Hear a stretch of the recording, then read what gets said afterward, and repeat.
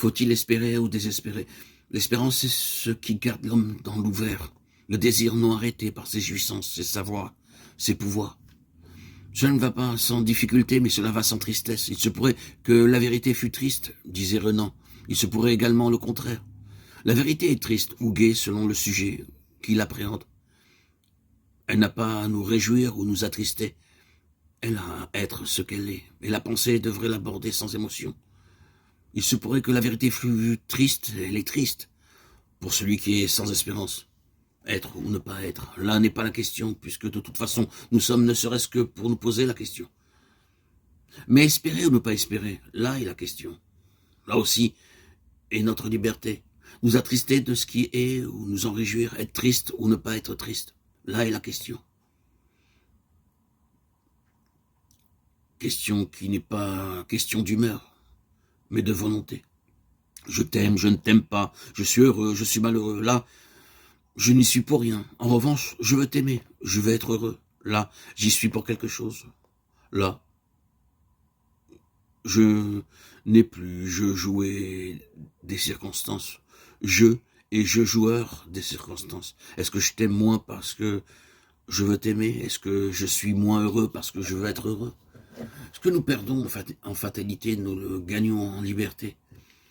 L'espérance est le propre de l'homme libre, le désespoir celui de l'homme soumis aux pesanteurs et au délabrement de son histoire.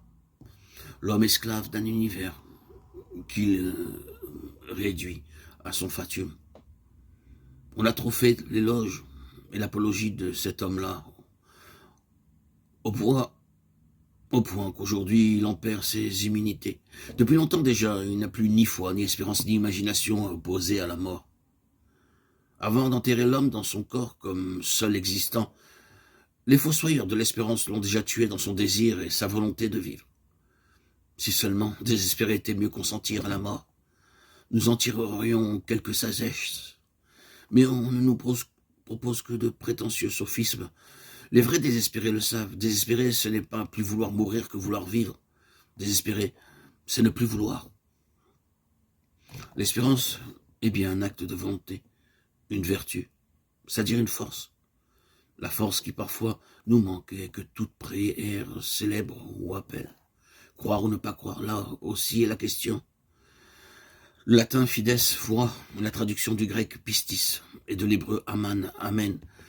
Cela est sûr, cela est certain, cela résiste. Qu'est-ce qui nous résiste?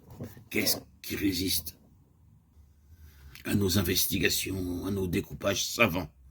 Tout homme honnête répondrait aujourd'hui rien. Il n'y a que rien qui soit solide, qui résiste, qui ne puisse être saisi, transformé et détruit. Le réel n'est rien que l'on puisse mesurer, construire, penser, imaginer, croire. L'honnête homme aujourd'hui, ou le scientifique, n'est pas loin de parler comme le théologien apophatique d'autrefois pour décrire l'ultime réalité, l'appelant parfois Dieu, mais en précisant que ce Dieu n'a rien à voir avec ce qu'on se présente habituellement sous ce nom. Tous ces noms ne sont que d'habiles métaphores pour fatiguer le cerveau humain et le conduire à force de questions et de paradoxes au silence étonné et inquiet de celui qui voit l'abîme. S'il arrive que, voyant Dieu, on commente ce qu'on voit, c'est qu'on n'a pas vu. Dieu lui-même met quelques-unes de ces choses connaissables qui doivent l'être, car en soi il dépasse toute intelligence et toute essence. Il n'existe de façon suressentielle et n'est connu au-delà de toute intellection qu'en tant qu'il est totalement inconnu et n'existe point.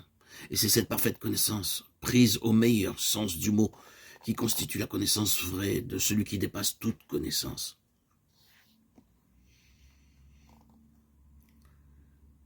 Croire ou ne pas croire. Dieu n'a pas de nom, et il a tous les noms.